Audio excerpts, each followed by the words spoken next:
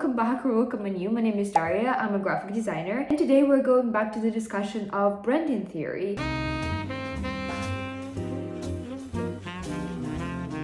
If you haven't watched the first episode, I strongly recommend that you do so. I discussed how the process of creating a brand is a very linear structure that requires you to finalize one step before moving on to the other. So because we discussed the first foundational steps in the first video, I strongly encourage you to start with that episode before moving on to this one. And today we're kind of taking a step away from the linear structure of the branding process, and we're going to be looking at building a brand personality. What's a brand character? What's the tone of voice? What's brand archetypes? And I think this process of building a brand personality, like the character, not just the positioning, the strategy, and the visual attributes, is kind of, I would say, underrated. And I believe that the designers and the brand creators who actually embrace that process and pay attention to it create those very successful brands that really manage to connect with their audiences on really deep levels. So make yourself a delicious cup of something warm or iced, cold, whatever you want, and let's get into the theory session on branding.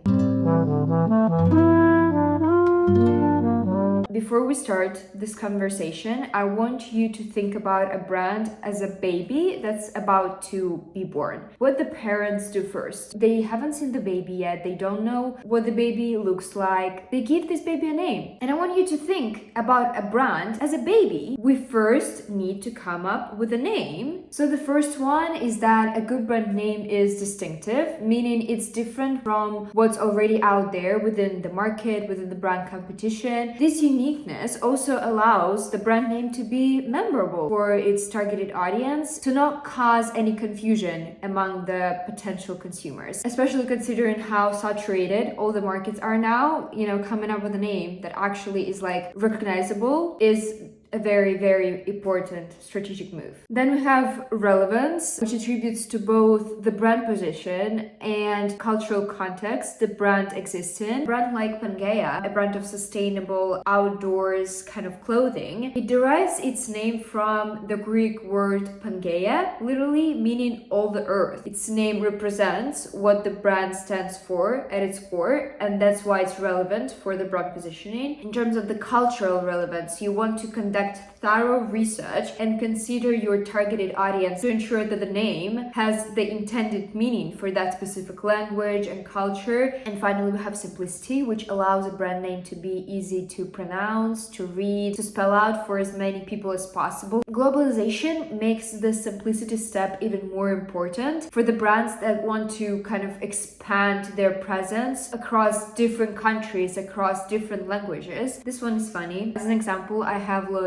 which is a Spanish luxury fashion brand. Very distinct and sounds like no other brand I am personally aware of. On the surface level, it sounds sophisticated. The logo is sophisticated, but we're not talking about the logo. It sounds sophisticated, representing its luxury, modernity even in a way, exactly what the brand stands for. But even though it's relevant to the positioning, it's memorable, it's distinctive, it's kind of difficult to pronounce. Like some people get really confused by this Eve situation, and the brand even made a campaign where they made different celebrities in a kind of comedy-like way to spell out the word, and they actually embraced the fact that the brand name is very difficult to pronounce, and this could be a weakness in many cases, but for them they turn it into their strengths, make it the brand even more memorable and recognizable. While all these naming pillars are important for building a strong brand name, they're just a guidance, not strict rules. It's quite often subjective, and it comes down to the founder's personal preferences. If there is some weakness, there is still a way to turn that weakness into a strength,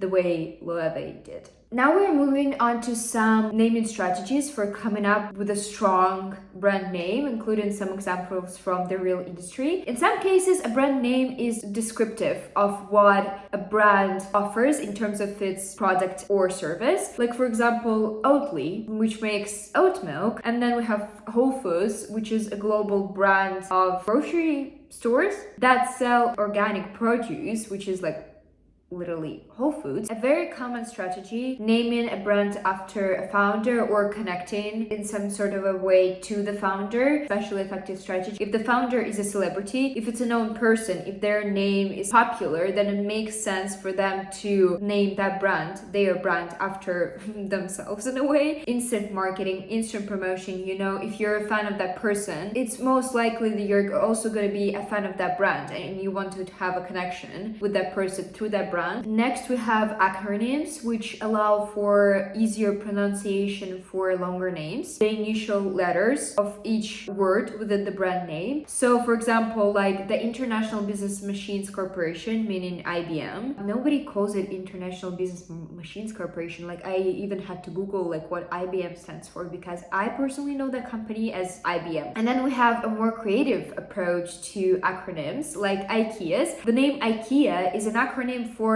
Ingvar Kamprad, the name of the founder. First letters of the farm Elmtarid. This is not English, so I'm struggling. And the nearby village of Agunnaryd.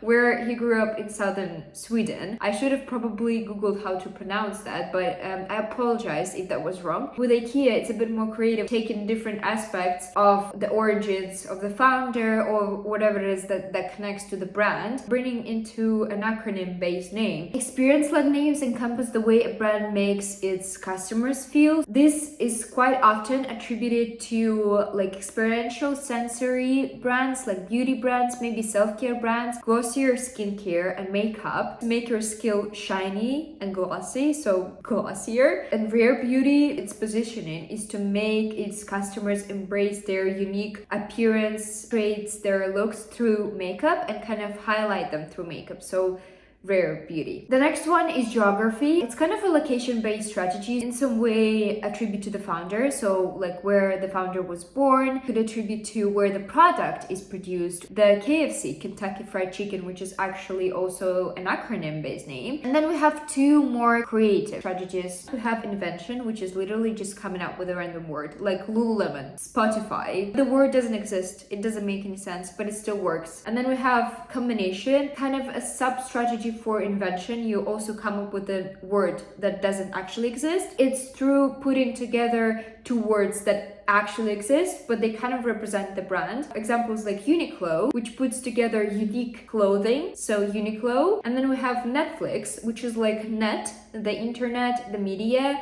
and flicks, meaning like to quickly flick through the media, so Netflix. I don't have this point here on the list because it's not really a naming strategy, but it's an important thing to keep in mind. Before naming a brand, make sure to check that the name has not already been registered by a different company. If you didn't check it, you go on to creating the visuals, all the entire strategy for that name, and then you find out that it's already taken. Just make sure before you kickstart the entire brand making process, check that the name is available. So as a little summary, the naming process is kind of subjective, but there are still, as I've shown, some ways to be a bit more strategic about it, things to consider, things to think about, take inspiration from. Designers are not usually involved in the naming process. Like they would normally be approached by a client being like, okay, I have the brand name, I have some ideas, let's come up with a branding strategy together, right? A brand name is a lot of room for inspiration in terms of the visual design. If a client approaches you as a designer, ask them questions about the brand name. What is it coming from? What was the strategy behind the naming process? How can I represent that brand name through the visuals the best way possible as a designer? Now that we have a brand name, our baby has a name, our baby starts growing, acquiring new personality traits. That what brings me to the notion of brand personality, which refers to a set of human-like traits attributed to a brand to give it a distinct and relatable identity. Why does a brand need to have that personality, you might ask? Well, it's much easier for humans, as in consumers, to connect with other humans. So given brands these human-like traits allows the customers connect with brands much easier, as if it's like human to human interaction. A brand personality consists of two pillars: the character and the tone of voice. Similar to humans, character attributes to the way a brand acts towards its audience, towards its competition, and just generally within its market. Tone of voice is about the way the brand communicates, its language it's using in its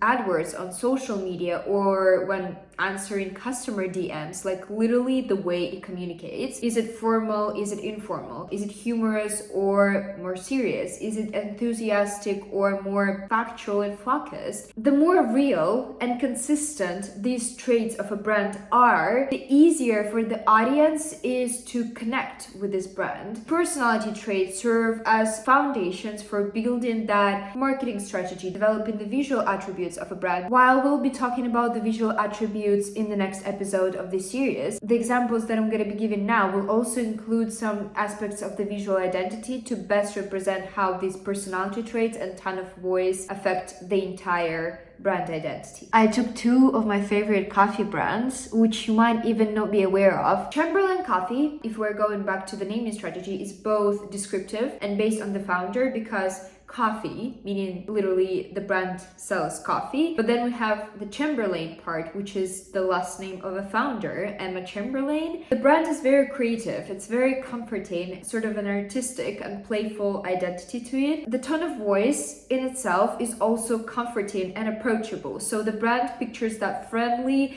comforting, I want to be a friend, I want to, have fun type of an identity. If I were to turn it into a real person, I have this image of a girl I found on Pinterest. I think this is the perfect representation. The way she dresses is a bit more fun, artistic, colorful. She also spends a lot of time with her dog, which is like comforting, but it's also like, running around about the city and like spending time with her friends and having fun. This picture doesn't really show that, but I'm just creating a story here. And then we have Watch House, which is completely the opposite to what we saw with Chamberlain Coffee. It's a coffee shop chain here in the UK, in London specifically. They also have some locations in New York, I think. Its name, geography-based, it's geographical, derived from the first location of this coffee shop that was opened on Bermondsey Street in London, which was actually a refurbished 19th century watch house. And the brand character is more formal, might be a bit more mature, and their tone of voice in its way is a bit more focused and reserved. The brand character in this situation is much more formal than it was in Chamberlain Coffee, where the girl was all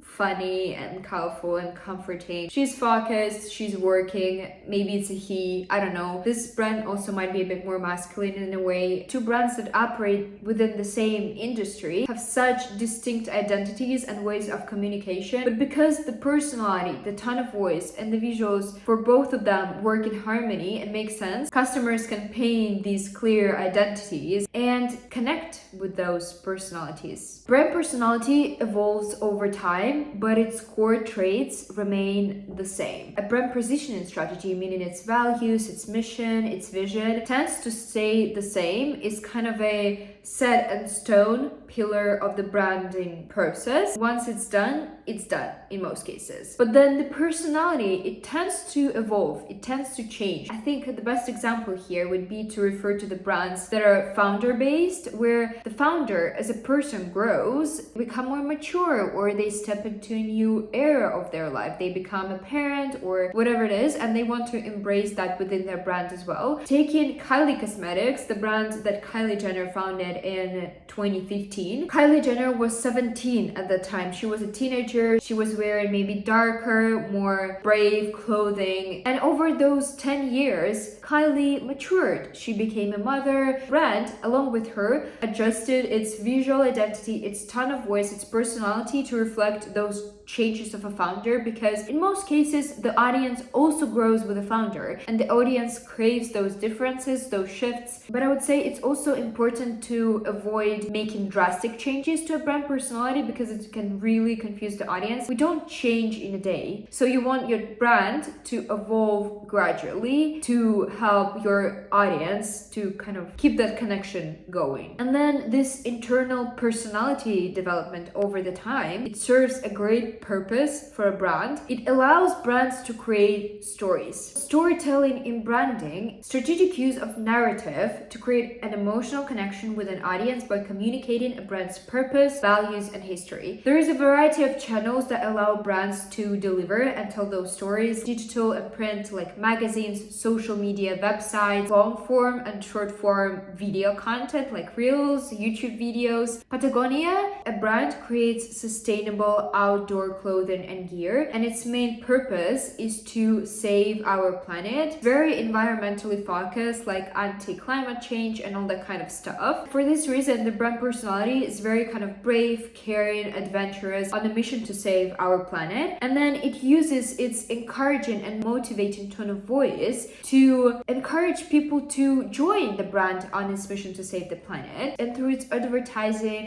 imagery, videos like this, the one that I have on the screen, the brand tells a story, beautiful discoveries. It shows the nature, the beauty of it, and why it's important to preserve it, to help it stay the way it is. Who do we have here? Here we have our main character, the figure that embodies that brand personality, that tone of voice, and takes us through that story. And the hero's main function is to build that sort of a communication. I'm not saying that the hero's main function is to befriend the audience, because in many ways that connection between the audience and the hero is not necessarily friendship. It can be mentorship, it can be love. And that's what takes me onto the final part of this episode: brand archetypes. There are 12 different archetypes in this theory, and you will notice that in many cases, each archetype tends to refer to a specific industry, like food, technology, beauty, fashion, and that's not a mere coincidence. Brand archetypes tap into universal human motivations that were formed over, the period of human existence and the development of these like social stereotypes and social dynamics. And this means that we as humans and consumers have these stereotypical connections between certain behaviors, looks, and character traits, and we tend to associate those perceptions with certain products and services. Using these pre-established beliefs, meaning the archetypes, they allow the brands to connect with their audience much easier. And the first archetype is Sage. It's known for being wise, smart, and knowledgeable. Its goal is to educate and make learning more accessible. Think about brands like Google, University of Oxford, or even Duolingo. Then we have an Everyman, it's a friendly and extroverted archetype that strives to support everyone and make life easier for as many people as possible. Think brands like IKEA with their affordable furnishing solutions, and Airbnb that provide accessible accommodation globally. A creator is innovative and imaginative. It strives to create something of lasting value, broaden its horizons, and generate unconventional ideas. And not just broaden its horizons, but help others, the brand's targeted audience, broaden their horizons as well. Think brands like Adobe with its endless creative tools, and Apple, who is famous for its unconventional approach to technology. Apple's tagline is literally think different. The magician kind of levels up that creativity of a creator and takes it outside of the real world. Its goal is to transform and bring our dreams to life, like Disney that creates magical movies and tales, or brands like Dyson that uses technology as a form of wonder to reimagine everyday appliances. Then we have the adventurous and daring explorer that aims to unlock possibilities for others by showing that anything is possible. Think outdoor brands like the North Face, where the main character hikes the mountains, explores the world, or sport utility vehicle companies like Jeep, where a car can take you to the most unreachable locations. The hero is also brave and adventurous and empowering, but the hero channels that energy into solving the real life problems, while the explorer tends to be a bit more escapist. Nike with its tagline "Just Do It," and Marvel with the most sort of motivational hero movies are the perfect representations of this archetype. When it comes to the ruler, think about perfectionism and refined sophistication. This archetype is known for its controlling tendencies, and it's mostly adherent to luxury car and fashion brands like Mercedes and Hermes.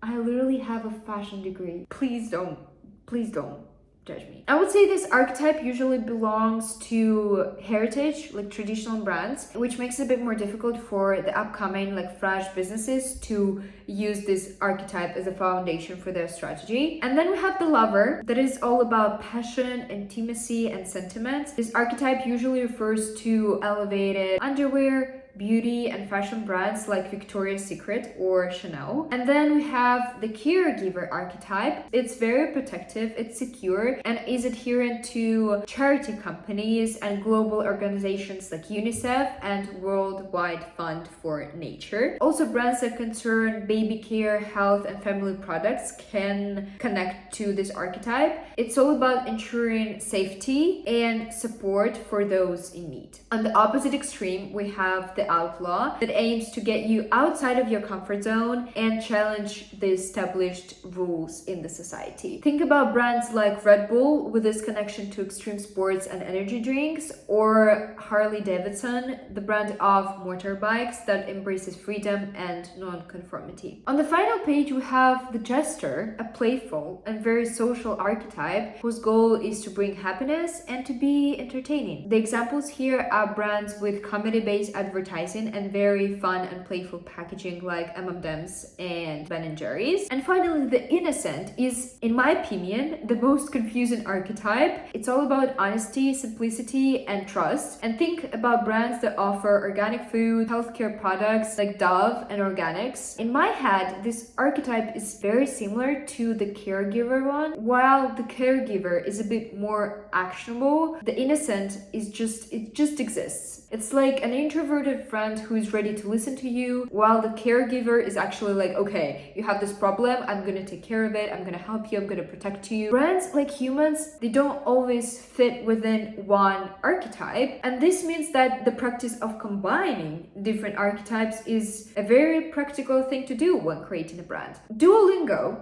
it aims to educate, which makes it a sage brand, but it's also the way it communicates, delivers its marketing strategy. It's very fun, it's very sarcastic, which makes it a gesture brand as well. And then we have Uniqlo. The brand aims to build trust, to be transparent about its production and strategy, which makes it an innocent brand. But it also creates outdoor clothing. It's very about exploring the world, nature. So it's also the explorer. And then we finally have Netflix, which empowers the viewers with its hero stories, but it also brings our dreams to life through these stories, through these movies and TV show, like a magician. And I would say that combining different archetypes actually leads to creating very unique and memorable identities. Like for example, Duolingo. It's very popular now because of its marketing strategy. Like it's very different to the type of like traditional educational apps and businesses where they're very formal, very kind of direct and focused. Duolingo is very humorous, it's very funny. That's the reason why it connects with so many people. The only thing, avoid using more than maybe 3 archetypes, because that will just cause a lot of confusion and lead to chaos. In this instance, less is more. And that, my friends, is all I have for today. In the next and final episode of the Brand Theory, we're going to be discussing the brand expression and visual attributes. So subscribe to not miss the final episode and go watch the first episode if you haven't already done so. I hope you enjoyed today's video, and I also hope to see you in the next one.